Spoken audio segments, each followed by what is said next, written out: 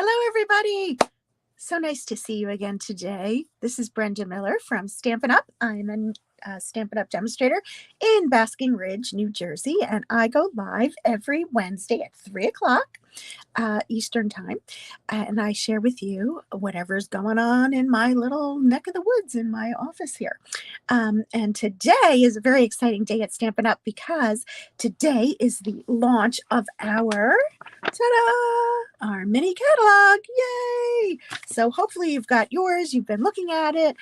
You can start shopping. You can look at things online, and I can share with you some of the insides. I can share with you anything on the inside of the catalog pages. We aren't allowed to do that until it actually launches. So that's today. So I will, I'll have to open up the book and show you what I've got. What are some of my favorites, I think. But today, what we're going to do is we're going to make a card with what I think is the most novel item in the catalog. Let's go over and check it out. See what I'm talking about. Now, Stampin' Up is we make stamps, ink, and paper, and we have all sorts of accessories that go with it. But in this catalog, we have some we call them decorative masks, but they're really stencils. And I have to say that I have been intrigued by stencils like this that I've seen offered by other companies, where you take multiple stencils. If you can see here, let me put it up a little bit. You take multiple stencils and you layer them on top of each other to make specific designs. And so that's what we're going to do today. We're going to use these decorative masks, to use the proper term, and we're going to make a card. So let's go ahead and do that. Great. We'll look at this again later. Let me put that aside. And let's see what we've got. And again, somehow I don't have the sample here. That happens a lot to me, doesn't it? That's okay. We're going to show you what we're going to make. Now, the thing with these stencils, they're a stiff, like a stiffer plastic. Let me show you. So it's a little flimsy, but not too flimsy. Not like, some masks that I've seen that are very thin. These are a little bit thicker, so they have some density to it, and I don't think you can really make it out, but there are numbers. Yep, see, number 1. There are numbers on the 4 masks that we're using today. 1, 2, 3, and 4. And that is to help you know which order to lay them down in. And when you use masks, you can use sponge daubers. We used to have a foam brush, right, that you could use on a roller. I'm pushing my hand back and forth so you kind of have an idea. But what we're going to use are our beautiful blending brushes. Now, these blending brushes, mine are super dirty because we actually did this card at my 35 for 35 event. I have to share everything with everybody, but you can see they're just little teeny tiny bristles in here. They are just like those makeup brushes, right? I don't personally use them, but I've seen them and they're super soft. Like, I love when I get a new pack and just to pet it a little bit. But I'm going to go ahead and use a piece of basic white cardstock, and I'm going to lay it down. Now, you could use repositionable adhesive if you wanted to lay it down so that it doesn't move. I don't find any problems just holding it with my hand. Now, you can do these flowers any way you want. Now, I call them sunflowers. However, you do them in different colors and they become different flowers, right? So they're very versatile, but I like to call them sunflowers. That's what they look like most to me. And you can see I'm going to put the mask down on a slight angle. I want to get all 3 flowers onto my piece of basic white cardstock underneath. So that's what I'm going to work with. And I'm going to start with my crushed curry ink pad, and I'm going to get out my brush. Now, I was there when somebody dipped it into the brown. I saw that happen, and it's okay. We just continued on, and now I still just use this brush for yellows, different shades of yellow. I like to stick with one basic color per brush. I don't have one for all of our 40 colors. I just have like families. So this is my yellow brush. Okay. So you can see I've tapped it onto my ink pad. Now, when you're working with these brushes, you want to hit your scratch paper just to get the excess off the end so you don't get blotches. But for this, I'm actually going to rub pretty hard. I like this flower with a lot of color. So you notice I did not go to the paper in between this, as I'm doing it, because I want that extra color on here. But it is better to always do it where you tap off first, just so that you don't get that initial blotch. So you can see I have colored in my flower. Now I don't have a sample to go, the magic of television this time, and that's deliberate because I wanted to take you through the whole experience of doing this. So you can see I do start in the middle of the flower so that the color is a little bit darker in the center, but as I go, I am just getting to the edges, and I can, you can always make it darker. You cannot get it lighter, right? But I know that I wanted it dark. When I first started using this, I did my flowers really light. And then I saw somebody else's and they had done it really dark. And I was so impressed and I had to move to that. But watch what happens when I take away the stencil. Ta-da! I've got beautiful flowers. Now, could I have stamped them? Sure, if we had stamps that were like this, but this is way more fun, something a little bit different. So let's move on, and we're going to move to our leaves. Now, I will say the leaves on this are not where I want them to be. I think this is, I'm using the same angle, and you see how they don't touch, and it's just how they have the flowers, and I am not thrilled with that. So what I'm going to do is I'm actually going to move it. So you're going to see a different way of using the stencil. So I'm going to use my Mossy Meadow and my green brush. You see I have my green brush here, and I'm just going to hold it down, and I'm going to do this nice big flower over here, and I'm going to get my color in. I'm sorry that it shakes my camera so much. That's really nothing I can do about that, just the way my camera setup is. But you can see that I'm making sure that I get, the little crevices. Okay, so when I pull that away, before I had left it in place, but I want this leaf here. I'm going to use this leaf over here, and I want it to, basically touch the flower. I don't know why they positioned the leaves the way that they did. It does look very nice, but it doesn't make sense in my brain. I need it to touch or be closer to it. So I am moving the stencil around. So you see, you don't have to put everything where it's placed. See, now this one, I'm going to put a whole big leaf right between the two smaller flowers. So I've moved it down. And again, I'm just holding it in place. Doesn't it look good when it's dark? Oh my goodness, I just love the way that looks. I'm just making sure I get all my edges, and voila. So now I've got my leaves. It may not be perfect, but that's good. That's good for me. Okay, so now we get to the fun part.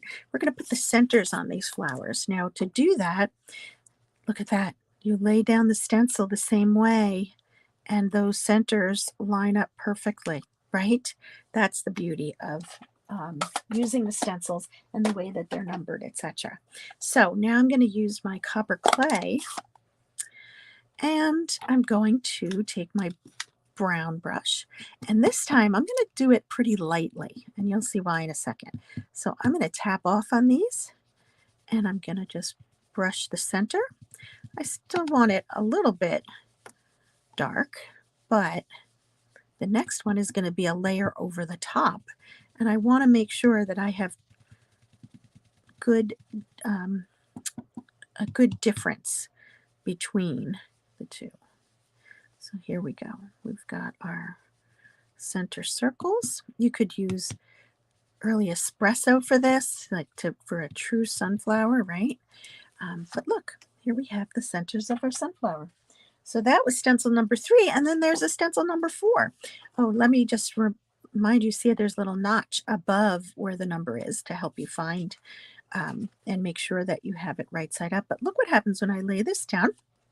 And again, I have to put it on the same angle I used when I did the sunflower. And now we're going to go ahead and put the detail of the seeds on. And I'm going to use the same copper clay, and this time I'm going to go nice and hard. And so when I go hard, I press on it with my forefinger up here.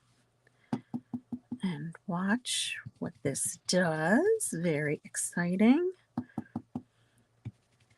Last one. Look at that. Isn't that great? I just love the way that looks. Now, this is the only set that we have that are numbered. There are a couple of background ones also in that package, but we're not going to just stop there. So one of the other things that you can do is once you have it inked up, you can take an embossing folder and emboss it. So I'm going to use, this one is the quatrefoil embossing folder, and this is not a 3D embossing folder, it's just a regular embossing folder. So I'm going to go ahead and put that through my machine. Give me one second. Again, I couldn't do this until it was, I'll get my plates correct. And I couldn't do this until it was already stamped, because if I tried to do it after, I wouldn't get the right details. So let me push this through really quick.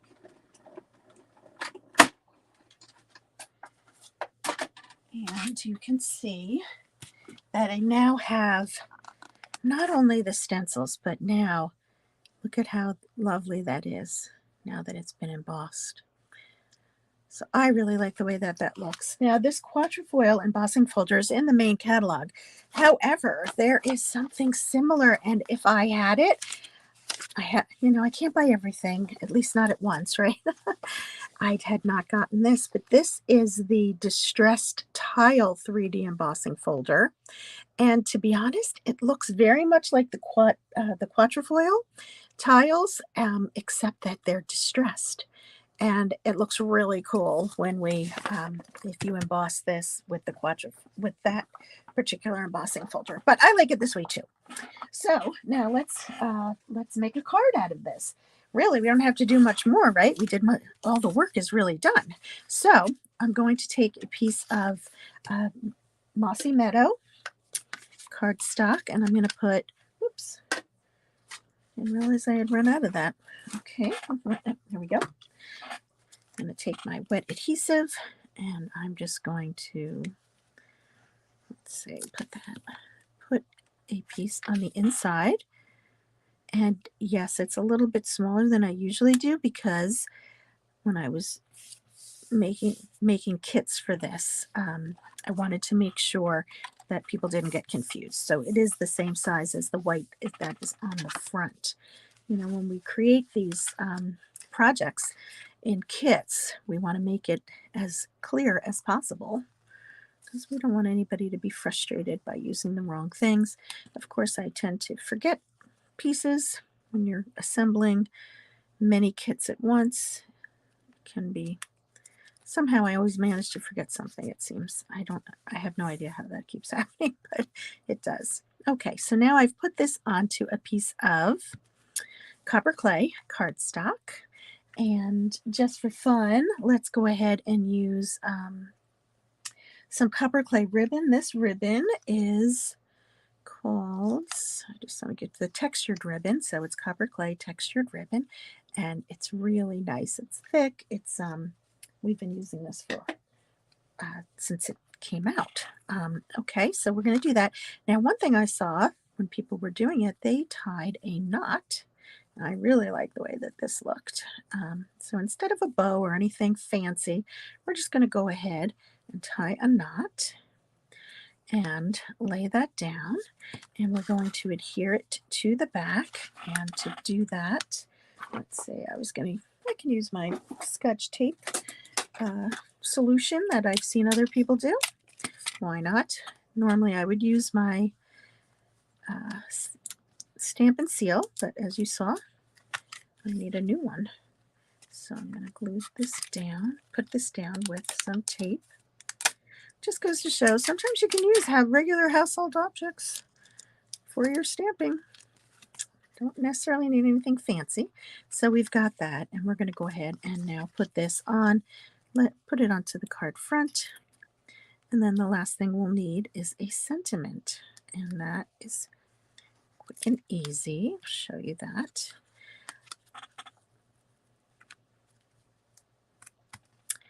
All right, so there is. Thanks, Rita. I'm glad you like the color combo. I like it too. It's very autumny. Had to go with that. We've got so many pretty shades of brown and green now that, we actually had a few different choices. So one of the other stamp sets in the catalog, and it actually appears just below this, these decorative masks in the catalog. It's on page 47, but this stamp set is called So Sincere, and I love the different fonts that it has, that it mixes the fonts within the different sayings. It's a nice variety of messages, so you can do lots of different things with those. Let's see. With these stamps, and I decided to use Knowing You Brings Joy to My Heart. I like the way that it's vertical, and I've gone ahead and die cut the labels, and they are from the Something Fancy collection of dies. So Something Fancy, and so I'm going to I think I'll take my copper clay, and I have Knowing You Brings Joy to My Heart. Going to stamp that right onto. Just stamp that up again. Stamp that on. Nice and juicy. Comes out perfectly. And then we're going to add this to the tag. The layered tag. It's always nice when you have layers to work with, so it's not just a naked plain white label. Not that there's anything wrong with a naked plain white label, but I prefer to add this. And now we're just going to put that onto our card with dimensionals, which were here. I've got so many things here that I need to pop over and get some, but I have a ton. One thing I never have enough of, or I always have enough of, I should say, almost always, are dimensionals. So I'm going to take one at the top, one at the bottom, and peel that off. And put that on. So I'm covering up a whole flower though. Boy, that's sad, right? Could have planned that differently. So just goes to show you might want to think about that if you're using the decorative masks, but they're just so pretty, and I just love how this came out. And again, we use this for our 35 for 35 event. We made those. So that is the card that I wanted to share today. But let's just go back really quickly to the catalog. And again, hopefully you've had a chance to look at it. If you are in the United States and don't have a demonstrator that you're working with and would like a catalog, I'd be happy to help you and provide you one. So feel free to DM me. But I just wanted to show you a couple of things in here that that caught my eye right away. And the most important and my absolute favorite, I've talked about it before, but this is the Making a Difference product that we have. We are giving $3 to Toys for Tots for the sale of every package of this designer series paper. And you can see the different designs right here on the edge. So we've got polar bears, we've got some sprigs, we've got some holly, we've got snowflakes. It's very versatile, and it goes with 3 different bundles within the catalog. So it's super versatile. I just ordered, I was able to pre-order, and then I ordered even more today. You're going to be seeing me use this a lot, I think, because number one, it's for a good cause, but also because it's really pretty and it's really fun to work with, and I've had a chance to do that. So definitely wanted to point that out to you. There are definitely some different holiday kinds of styles. So I really like this one, the Merry, Bold, and Bright Suite. And then another that is super elegant is this Oh Holy Night Suite. So take a look for that. So, oh, one more thing I wanted to share was, because Halloween is coming, I want to make sure that you check out this is the Them Bones. This is the suite, and the suite includes these adorable skeletons, but that's a little much for me, I have to be honest. So what I've been working with are these little trick or treat that make little bags, and these bags don't have to be used just for Halloween. They can be used for anything. As a matter of fact, we have a plan to use them for Christmas already with a teacher friend. So I'm going to be doing that. And then, of course, there is this pick of the patch. This is the pumpkin punch. See how we have pumpkin punch and coordinating stamp set. And this is going to be my bundle class for October. So I highly recommend that you grab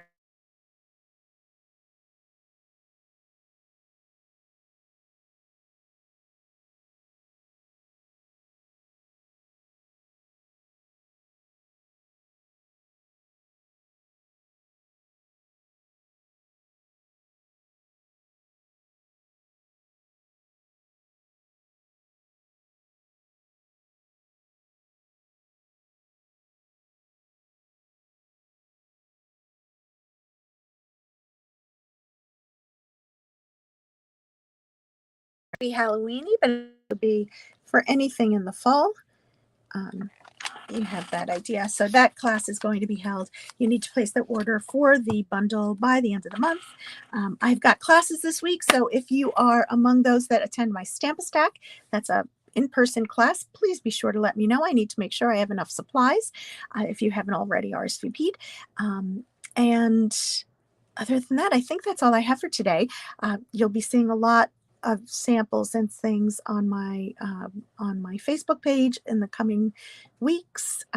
Just as usual, I haven't had any new stuff on my blog because it's getting revamped, and I'm excited because it should be done later this month. So I'll look for that. But other than that, if you have any questions about the new catalog, please feel free to reach out and let me know. Otherwise, I will see you next time. Thank you so much for joining me today. Bye-bye.